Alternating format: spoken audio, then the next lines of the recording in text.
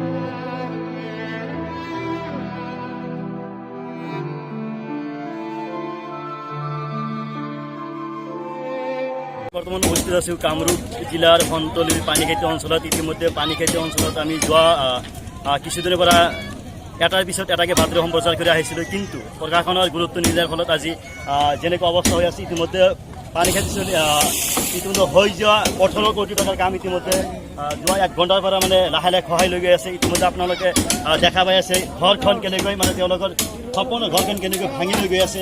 ইয়াৰ ক'ব লাগিব বিভিন্ন সময়ত সংবাদ মাধ্যমে বিভিন্ন সময়ত পানীখাইটি গৰাখহনীয়া সম্পৰ্কে বাতৰি সম্প্ৰচাৰ কৰি আহিছিল, কিন্তু প্ৰশাসনে লগতে স্থানীয় বিধায়িকাই গুৰুত্ব নিদিয়াৰ ফলত আজি এটাকৈ ঘৰ লুইতৰ বুকুত জাহ গৈ আছে। ইতিমধ্যে আজি 1 ঘণ্টাৰ আগৰ পৰা পানীখাইটি অঞ্চলত গৰাখহনীয়া ভয়ংকৰ ৰূপ ধাৰণ কৰিছে।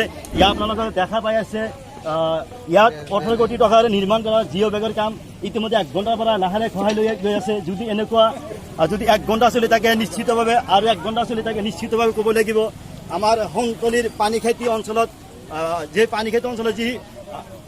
পানীখাইটি বজাৰ আছে, পানীখাইটি বজাৰখন সম্পূৰ্ণৰূপে আশংকা আছে 1 ঘণ্টাৰ ভিতৰত নাইকিয়া হৈ যাব। ইতিমধ্যে এইখিনিতে উল্লেখ কৰি থওঁ যে যোৱা কেইবছৰৰ পৰা পানীখাইটি অঞ্চলত সোণতলী অঞ্চলত বহুকেইখন গাঁও লুইতৰ বুকুত জাহ গৈছে।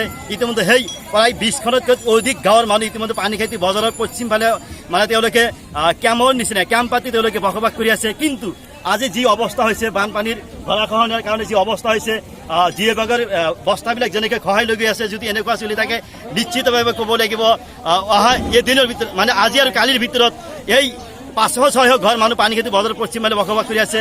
লগতে পানীখাইটি বজাৰখন সম্পূৰ্ণৰূপে ব্ৰহ্মপুত্ৰত জাহ হৈ যাব। সেই আমি ইতিমধ্যে প্ৰতিফলন লাইভে বাৰে বাৰে বাতৰি সম্প্ৰচাৰ কৰিছিলোঁ পানীখাইটি গৰাখহনীয়া নহয়, কিন্তু চৰকাৰে কোনো গুৰুত্ব দিয়া নাছিলে, লগতে প্ৰশাসনে কোনো গুৰুত্ব দিয়া নাছিলে। লগতে বিধায়িকাক এই বিষয়ত অৱগত কৰা হৈছিলে।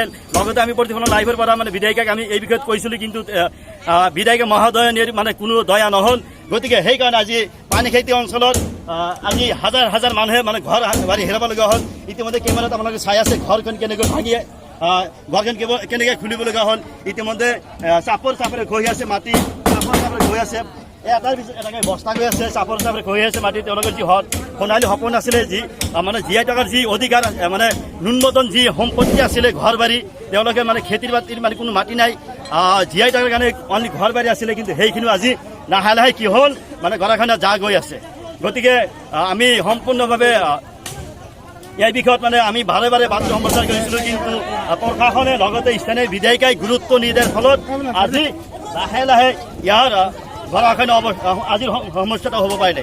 ইয়াৰ আপোনালোকে দেখা পাই আছে পানীখাইটি অঞ্চলত 18 কোটি টকাৰে জিঅ' বেগৰ কাম হৈছিলে, আৰু আপ ডাউনত অলপ কামৰ বাবে আজি এনেকুৱা অৱস্থা হ'ব পাৰিলে। বিধায়িকা মহোদয়নী